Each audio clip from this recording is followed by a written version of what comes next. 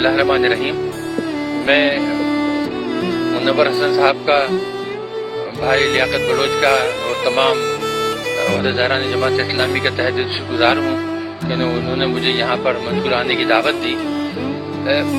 ज़िंदगी में मेरा ये पहला मौका है कि मैं यहाँ हाजिर हुआ हूँ।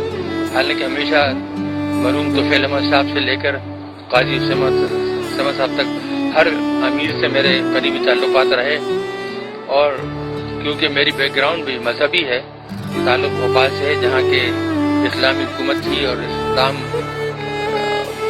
बहुत अच्छी तरह पढ़ाया जाता था, समझाया जाता था। तो इस वजह से हमारी कुर्बत हमेशा रही जमात इस्लामी के अमीरों से, साथियों से, प्रोफेसर खुर्शीद अहमद से भी, डॉक्टर अनीस अहमद से भी। पार्टी की जमात इस्लामी में सभी लोग माशाअल्लाह ईमानदार हैं और मुहिब वतन हैं।